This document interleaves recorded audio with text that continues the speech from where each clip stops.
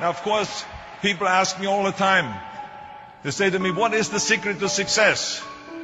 But before I start, I just wanted to say these are my rules, and I think that they can apply to anyone, but that is for you to decide, because not everyone is the same. There's some people that just like to kick back and coast through life, and others want to be very intense and want to be number one and want to be successful. And that's like me. I always wanted to be very intense. I always wanted to be number one. I took it very seriously in my career. So this was the same when I started with bodybuilding. I didn't want to just be a bodybuilding champion. I wanted to be the best bodybuilder of all times. The same was in the movies. I didn't want to just be a movie star. I wanted to be a great movie star that's the highest paid movie star and have above the title billing. And so this intensity always paid off for me. This commitment always paid off for me. So here are some of the rules. The first rule is trust yourself. What I mean by that is so many young people are getting so much advice from their parents and from the teachers and from everyone. But what is most important is that you have to dig deep down and ask yourselves, who do you want to be? Not what, but who. And I'm talking about not what your parents and teachers want you to be, but you.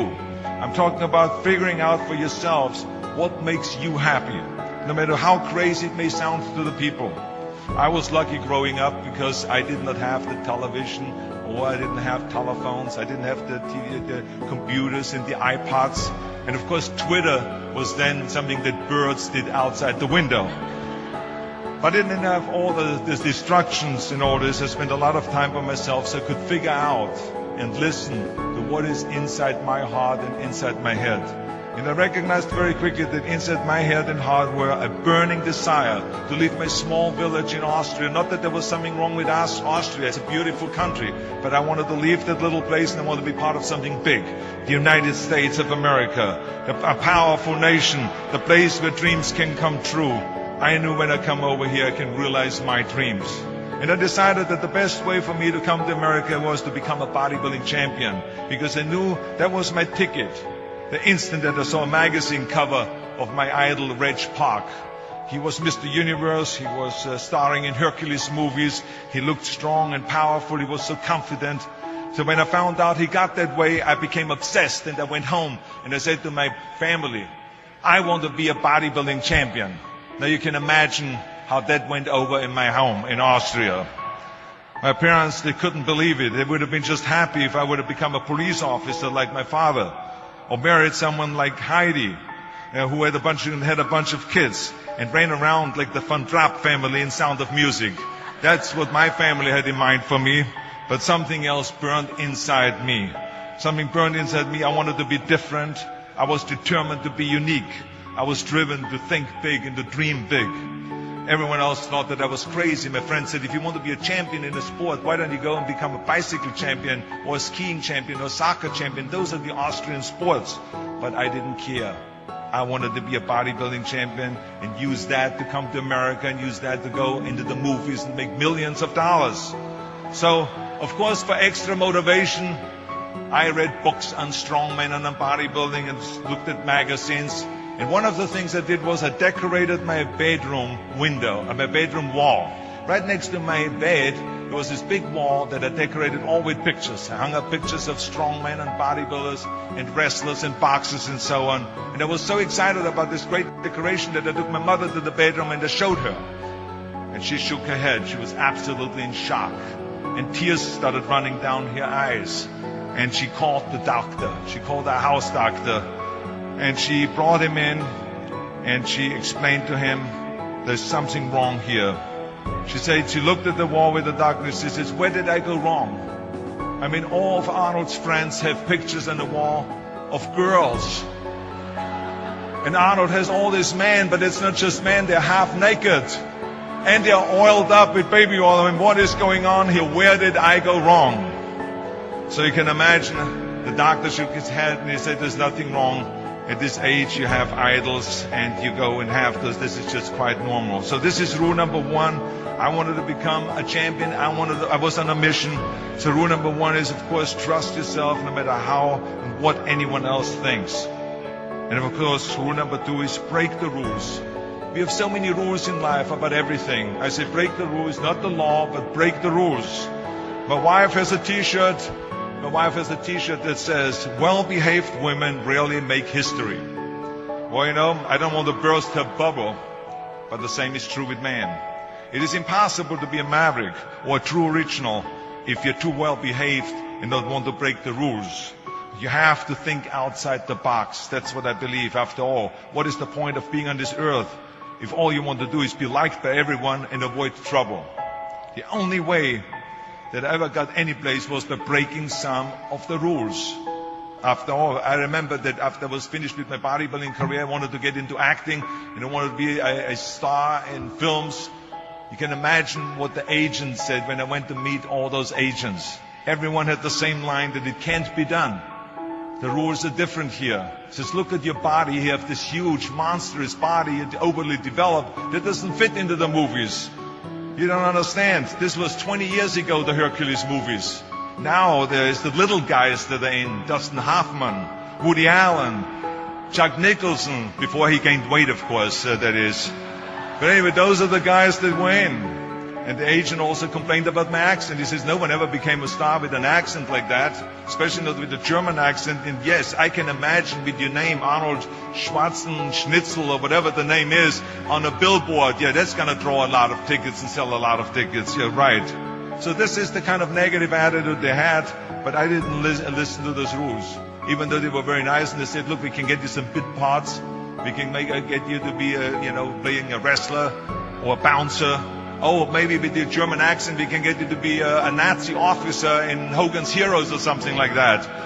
But, I didn't listen to all this. These were their rules, not my rules. I was convinced I could do it, that if I worked as hard as I did in bodybuilding, 5 hours a day, and I started getting to work, I started taking acting classes, took English classes, took speech classes, dialogue classes, accent removal classes I even took. I remember running around, a fine wine grows on a vine. See, because Germans had difficulties with the F and the W and the V. So fine wine grows on a vine. I know what some of you now say is, I hope that Arnold got his money back.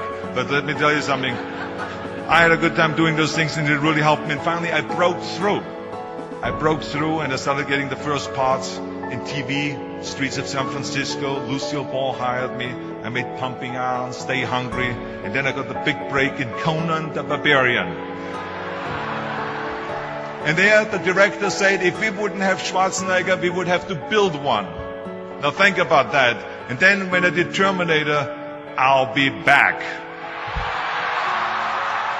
Became one of the most famous lines in a movie history, all because of my crazy accent. Now think about it. The things that the agent said will be totally a detriment and will be impossible for me to get a job. All of a sudden became an asset for me.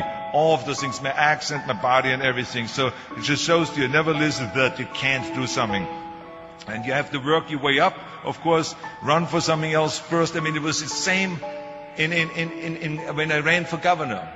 The same lines that you have to work your way up. It can't be done. And then, of course, I ran for governor, and the rest, of course, is history. They said you have to start with a small job as mayor, and then as assemblyman, and then as lieutenant governor, and then as governor. And they said, that's the way it works in a political career. I said, I'm not interested in a political career. I want to be a public servant. I want to fix California's problems and bring people together and bring the parties together. So, like I said, I decided to run. I didn't pay attention to the rules, and I made it, and the rest is history. Which of course brings me to rule number 3. Don't be afraid to fail. Anything I've ever attempted, I was always willing to fail. In the movie business, I remember that you pick scripts. Many times you think this is a winning script, but then of course you find out later when you do the movie that it didn't work, and the movie goes in the toilet. Now we have seen my movies, Red Sonja, Hercules in New York, Last Action Heroes, those movies went in the toilet. But that's okay, because at the same time I made movies like Terminator and Conan and True Lies and Predator and Twins that went through the roof. So you can't always win, but don't be afraid of making decisions. You can't be paralyzed by fear or failure, or you will never push yourself. You keep pushing because you believe in yourself and in your vision. And you know that it is the right thing to do, and success will come. So don't be afraid to fail. Which brings me to rule number 4, which is don't listen to the naysayers. I mean, how many times have you heard that you can't do this and you can't do that and it has never been done before? Just imagine if Bill Gates had quit when people say it can't be done. I hear this all the time. As a matter of fact, I love it when someone says that no one has ever done this before, because then when I do it, that means that I'm the first one that has done it. So pay no attention to the people that say it can't be done. I remember my mother-in-law, Eunice Kennedy Shriver, when she started Special Olympics in 1968, people said that it would not work. The experts, the doctors that specialized in mental disabilities and mental retardation said it can't be done. You can't bring people out of the institution. You can't make them participate in sports, in jumping, in swimming, and in running. They will hurt themselves. They will hurt each other. They will drown in the pool. Well, let me tell you something. Now, 40 years later, Special Olympics is one of the greatest organizations in 164 countries, dedicated to people with mental disabilities and with intellectual challenge, And she did not take no for an answer. And the same is when you look at Barack Obama. I mean, imagine if he would have listened. If he would have listened to the naysayers, he would have never run for president. People said it couldn't be done, that he couldn't get elected, that he couldn't beat Hillary Clinton, that he would never win the general election. But he followed his own heart. He didn't listen to the "you can't," and he changed the course of American history. So over and over you see that if I would have listened to the naysayers, I would still be in the Austrian Alps yodeling. I would never have come to America. I would have never met my wonderful wife, Maria Shriver. I would have never had the wonderful 4 kids. I would have never done Terminator, and I wouldn't be standing here in front of you today as governor of the greatest state of the greatest country in the world. So I never listened that you can't. I always listened to myself and said, yes, you can. And that brings me to rule number 5, which is the most important rule of all. Work your butt off. You never want to fail because you didn't work hard enough. I never wanted to lose a competition or lose an election because I didn't work hard enough. I always believed leaving no stone unturned. Muhammad Ali, one of my great heroes, had a great line in the 70s when he was asked, how many sit-ups do you do? He said, I don't count my sit-ups. I only start counting when it starts hurting. When I feel pain, that's when I start counting, because that's when it really counts.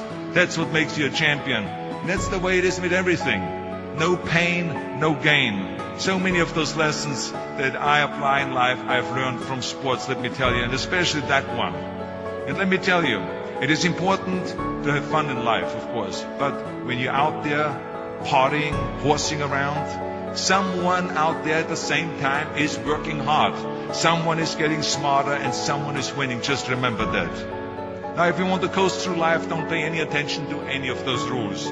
But if you want to win, there's absolutely no way around hard work. None of my rules, by the way, of success will work unless you do. I've always figured out that there's 24 hours a day. You sleep 6 hours, and you have 18 hours left. Now, I know there's some of you out there now and says, well, wait a minute, I sleep 8 hours or 9 hours. Well, then just sleep faster, I would recommend. Because you only need to sleep 6 hours, then you have 18 hours left, and there's a lot of things you can accomplish. As a matter of fact, Ted Turner used to say always, early to bed, early to rise, work like hell, and advertise. And of course, all you know, you know already those things, because otherwise you wouldn't be sitting here today. Just remember, you can't climb the ladder of success with your hands in a pocket. And that takes me to rule number 6, which is a very important rule. It's about giving back. Whatever path that you take in your lives, you must always find time to give something back. Something back to your community, give something back to your state or to your country. And my father-in-law, Sergeant Shriver, who is a great American, truly great American, who started the Peace Corps, the Job Corps, legal aid to the poor. He said at Yale University to the students at a commencement speech, tear down that mirror. Tear down that mirror that makes you always look at yourself. And you will be able to look beyond that mirror, and you will see the millions of people that need your help. And let me tell you something, reaching out and helping people will bring you more satisfaction than anything else you've ever done. As a matter of fact, today, after having worked for Special Olympics and have started after-school programs, have promoted fitness, and now with my job as governor, I can tell you, playing a game of chess with an 8-year-old kid in an inner city school is far more exciting for me than walking down another red carpet of a movie premiere. So let me tell you, as you prepare to go off into the world, remember those 6 rules. Trust yourself, break some rules, don't be afraid to fail, ignore the naysayers, work like hell, and give something back.